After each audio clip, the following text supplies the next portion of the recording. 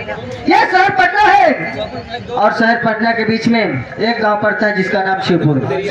वहां के रहने वाले माने जाने रंगबाजों में रंगबाज है, आसबाजों में ये आसबाज, जिनका नाम है चौधरी साका शंभू,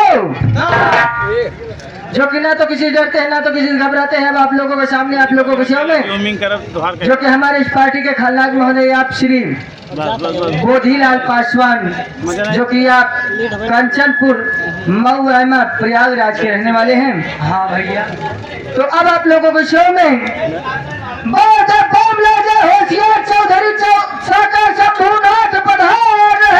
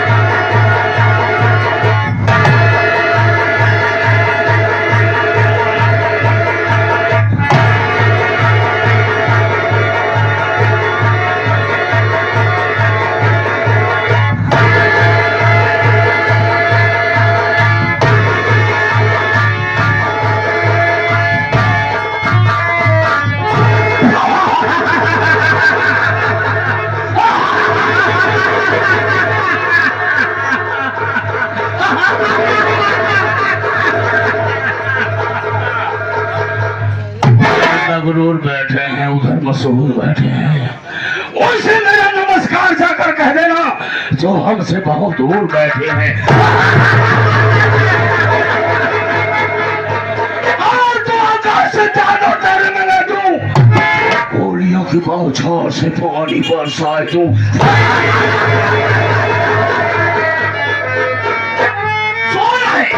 सोना है मेरे नाम का सारे जहां में, शेरों के छक्के छोड़ते हैं चौधरी साका शंभू के नाम।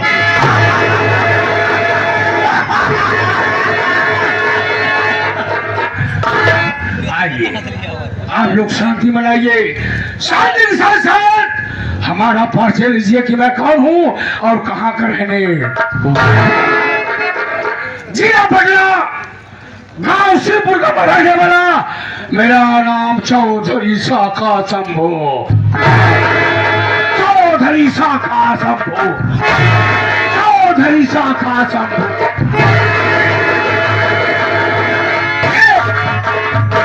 ये चौधरी साका शंभूनाथ दो ही बात जानता है, मौके का फायदा उठाना वरना दुश्मनों को नामो निशान मिटा देना। दोस्तों आप लोग कहानी समझोगे, खेल में बहुत बड़ा आनंद आएगा। मैं दो भाई था, मेरे बड़े भैया का नाम रघुनाथ था, रघुनाथ। मेरे बड़े भैया से बेटी थी जिसका नाम अनीता था।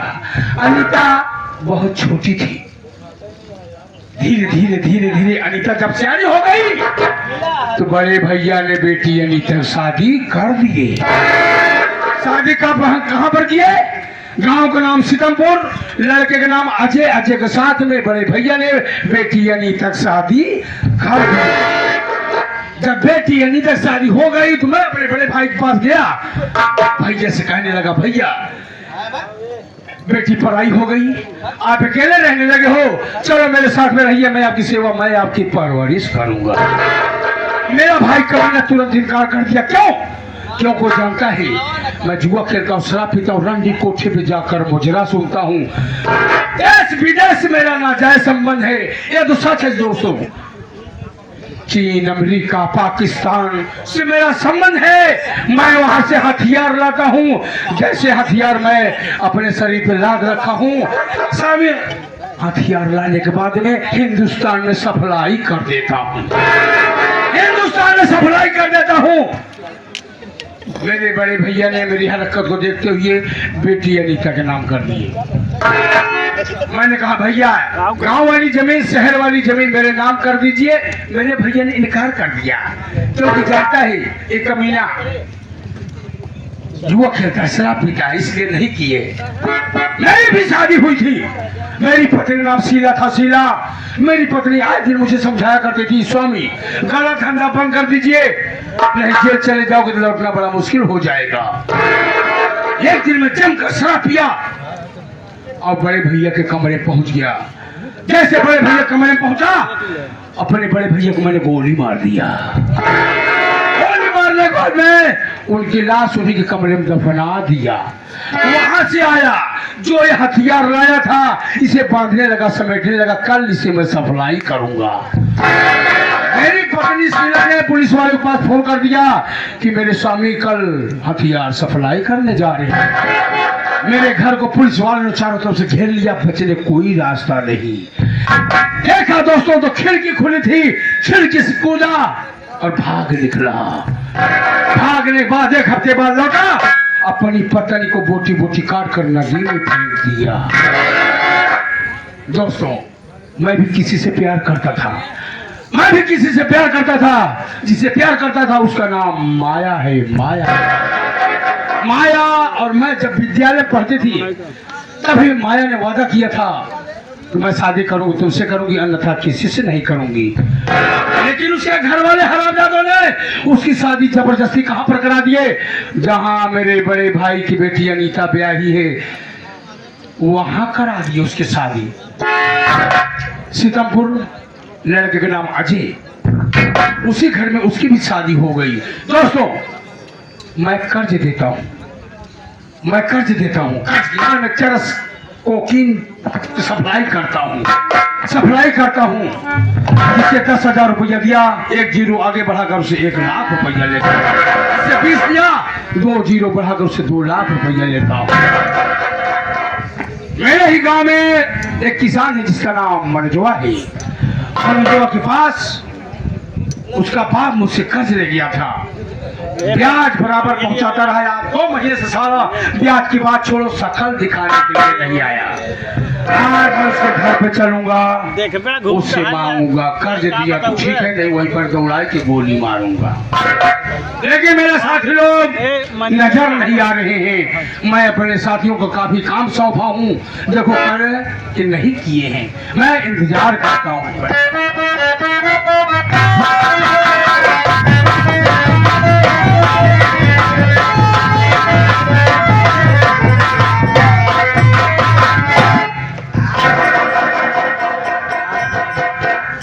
सबसे पहले मेरे आका, मेरे मालिक, आपके चरणों में मेरा नमस्कार। नमस्कार हो, नमस्कार हो।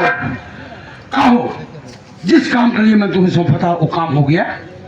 आपने जो काम मुझे सौंपा था वो काम करने में नाकाम हो गया। क्यों? बात यह है, आपने बम लगाने के लिए बोला था, बोले कि जाकर बस अड्डे पर बम लगा कर आओ, बस साली जलकर उड़ जाए, उसमें हमारा फायदा होगा।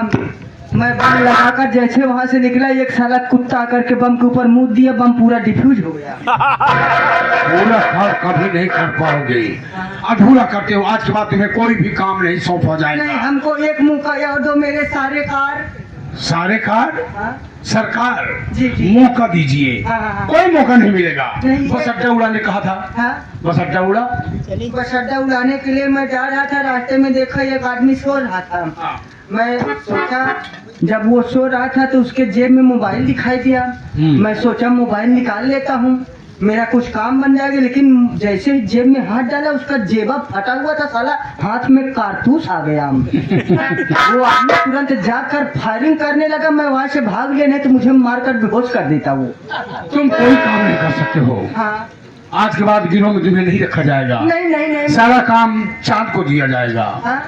चांद को बाखूबी निभाता है। नहीं सरकार, उसे बोलता हूँ हाँ। जहाँ बम में पानी लगा दो तो पानी लगा देता है, बम भीग जाता है। सारे तुम पूरा काम नहीं कर सकते हो। मैं पूरा करके दिखाऊंगा, आप जो कहोगे मैं वैसा करूंगा। एक बार मुझे और दो। क्या? एक बार मुझे और दो। एक बार दूं? हाँ? नहीं एक मौका दूं। हाँ एक मौका दो। जी जी जी। लेकिन आज माया की याद आ रही है। आपको माया की याद आ रही है? मुझे भी अपना प्यार याद आ रहा है। तेरा भी प्यार कैसे? तेरा प्यार याद आ रहा है हम वो प्यार करे रहे हैं कैसे? अपने गांव के खिकरिये पिलई से इतनी बेवफा निकली कि वो दूसरे पिलवा से फंस के भाग गई। इसी से प्यार किया था। हाँ माया की याद अब भी मुझे सताती है। हाँ हाँ, लेकिन उसकी याद में आप कहना क्या चाहते हैं? माया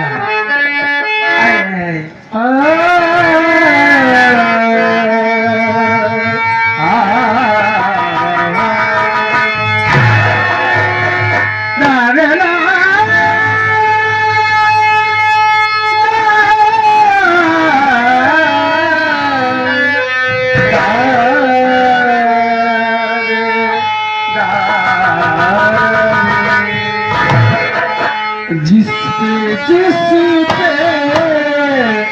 नजर गई हो,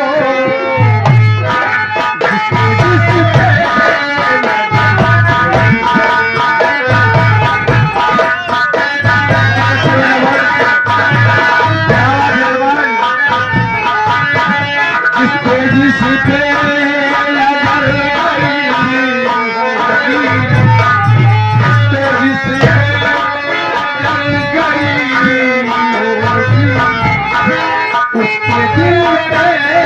उसके